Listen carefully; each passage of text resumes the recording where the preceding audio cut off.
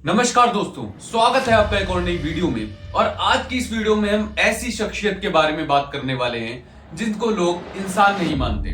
जी हाँ दोस्तों, जिनको लोग भगवान के तौर पर देखते हैं। एक ऐसा नाम जो करोड़ों लोगों के लिए आस्था और डिवोशन का सिंबल है। जी हाँ दोस्तों, आज हम बात करने वाले हैं शिरडी वाले साईं बाबा की। तो हमारा कर्तव्य यही कहता है, स्वधर्मे निधनम श्रेया परधर्मो भयावह। मीरा, नानक, रैदास, रविदास, वाल्मीकि, तुलसी, सूरदास, ये संत कम पड़ गए क्या?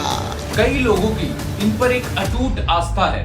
बहुत से लोग इनको एक भगवान मानते हैं, लेकिन इसी अटूट आस्था के पीछे छिपे हैं बहुत सारे सवाल। जी हाँ दोस्तों, एक ऐसा सवाल जो अक्सर उठता है कि क्या शिरडी वाले बाबा, शिरडी वाले साईं बाबा हिंदू हैं या मुस्लिम?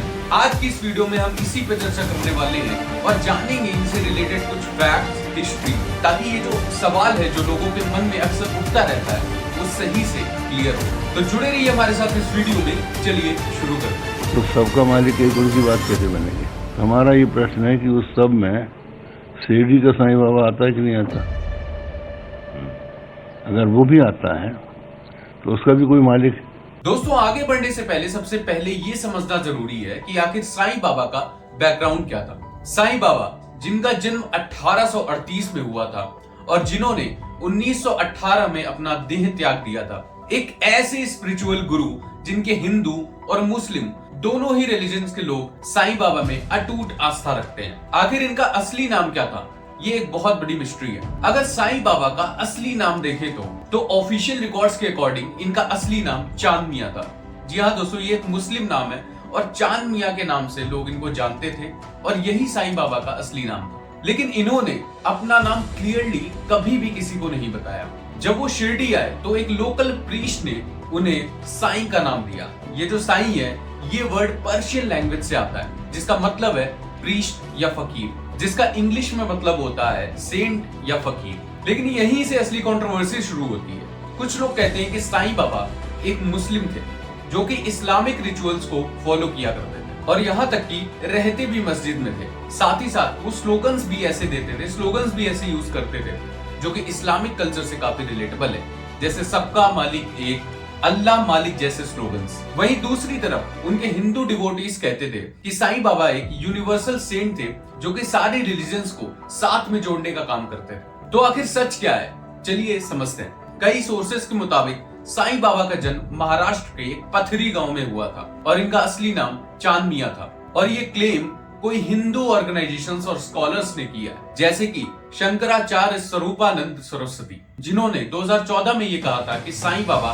एक फकीर थे और उनकी पूजा हिंदू टेम्पल्स में नहीं होनी चाहिए। जब साईं को लेकर शंकराचार्य स्वामी स्वरूपानंद ने एक विवादित बयान दिया जिसमें कहा गया कि साईं भगवान नहीं हैं, उनकी पूजा करना सही नहीं है। आखिर उन्होंने ऐसा क्यों बोला और उनके इन आर्गुमेंट्स का बेस क्या था, आइए देखते हैं। पहले साईं बाबा एक मस्जिद में रहा करते थे। साईं बाबा अपना ज्यादातर समय द्वारिका मई नाम की मस्जिद में गुजारते थे, जिसे उन्होंने खुद ये नाम दिया था। वो वहाँ नमाज भी पढ़ते थे और इस्लामिक रिचुअल्स को भी फॉलो करते हुए देखे जाते थे। जैसा कि मैंने पहले भी कहा, साईं बाबा अक्सर अल्लाह मालिक एक जैसे स्लोगन्स को कहते हुए पाए जाते थे, जिसका मतलब है अल्लाह ही सबका मालिक है। जैसा कि मैंने आपको पहले ही बताया था, उनके काफी सारे स्लोगन्स जैसे अल्लाह मालिक एक, सबका मालिक एक, ये एक इस्लामिक फ्रेजेस हैं जो कि उनके मुस्लिम होने का हिंट देते हैं। साईं बाबा का जब देहांत हुआ, उनकी चिता नहीं जलाई गई बल्कि मुस्लिम रिचुअल्स के हिसाब से उनको दफनाया गया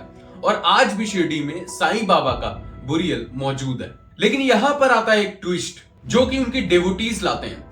साईं बाबा के भक्तों का ये कहना है कि साईं बाबा ना कि सिर्फ मुस्लिम रिचुअल्स बल्कि हिंदू रिचुअल्स को भी फॉलो करते थे। उन्होंने रामनवमी और गुरु पूर्णिमा जैसे फेस्टिवल्स को सेलिब्रेट किया और साथ ही साथ हिंदू स्क्रिप्चर्स पढ़ने के लिए भी लोगों को प्रेरित किया। अब आते हैं एक और कंट्रोवर्शियल पॉइंट पे, क्या साईं बाबा नॉन वेजिटेरियन थे? क्या साईं बाबा नॉन वेज खाते थे या नहीं? ये सवाल इसलिए सामने आ जाता है क्योंकि अक्सर हिंदू ट्रेडिशंस में जो बाबा या सेंट्स होते हैं वो नॉन वेजिटेरियन नहीं होते, वो वेजिटेरियन होते हैं। लेकिन साईं सच्चरित्र जो कि साईं बाबा की लाइफ के ऊपर बना हुआ एक प्राइमरी टेक्स्ट है, उसमें साफ साफ लिखा है कि साईं बाबा मटन बिरयानी और फिश जैसे नॉन वेजिटेरियन फूड्स भी खाते थे और साथ ही साथ ये फूड्स वो अपने डेवोटीज को भी खिलाते थे। यहाँ तक कि इसके एक चैप्टर में ये तक लिखा है कि साईं बाबा ने अपने एक ब्राह्मण डिवोटी को जबरदस्ती मीट खाने के लिए कहा, जो कि उसके लिए काफी शॉकिंग था, क्योंकि जनरली ब्राह्मण ट्रेडिशंस में नॉन वेजिटेरियन खाना प्रोहिबिटेड होता है। ये इंसिडेंट बहुत ही कंट्रोवर्शियल है, क्योंकि कुछ लोग कहते हैं कि ये साईं बाबा ने ऐसा सिर्फ इस वजह से किया क्योंकि वो अपनी डिवोटीज को टेस्ट कर रहे थे, जबकि दूसरे लोग इसको एक हिंट, इसको एक प्रूफ मानते हैं कि साईं बाबा मुस्लिम थे।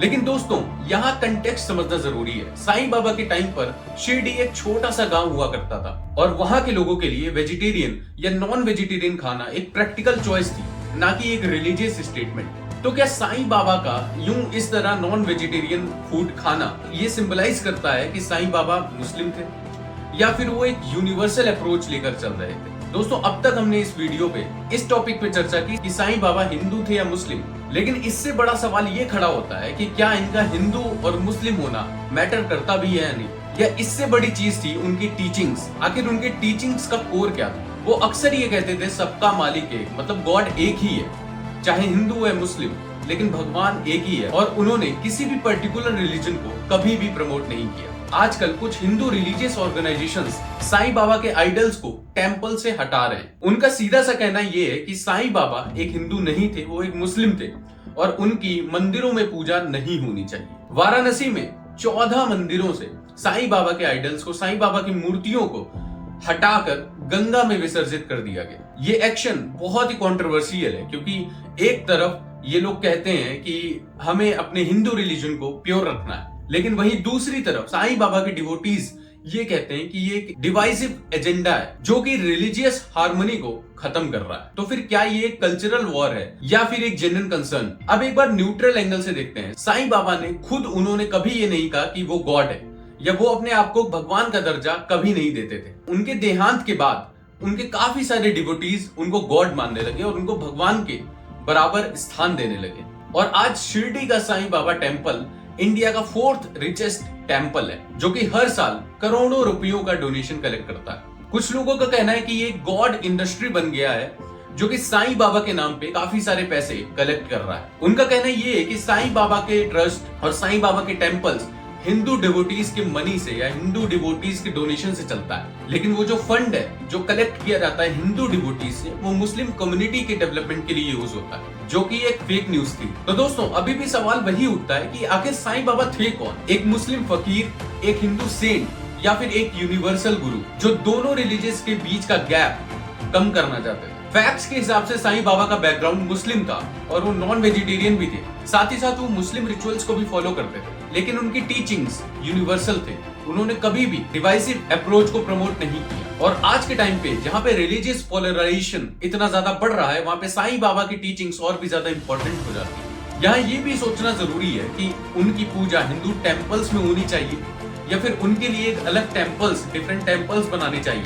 दोस्तों, मेरा पर्सनल ओपिनियन ये है कि हमारे लिए हिस्ट्री को समझना बहुत जरूरी है, लेकिन उससे भी जरूरी है साईं बाबा के डिवोटीज उनमें अपनी श्रद्धा देखते हैं और क्रिटिक्स अपने धर्म को प्रोटेक्ट करना चाहते हैं। दोनों तरफ के आर्गुमेंट्स में कुछ ना कुछ लॉजिक है, एक दूसरे के रिलीजियस बिलीफ्स को रिस्पेक्ट करना। लेकिन असली सवाल ये है कि क्या हम एक दूसरे के रिलीजियस बिलीफ्स को एक्सेप्ट कर सकते हैं बिना किसी लड़ाई के, या रिस्पेक्ट कर सकते हो उनकी? तो दोस्तों, आपका क्या कहना है, आपका क्या ओपिनियन है इस बारे में? अपना ओपिनियन कमेंट सेक्शन में जरूर दें और इस वीडियो को ज्यादा से ज्यादा लाइक, शेयर और सब्सक्राइब करें, ताकि इसी तरीके की इंफॉर्मेटिव वीडियोस हम आपके लिए फ्यूचर में लाते रहें। तब तक के लिए स्टे सेफ, स्टे अवेयर।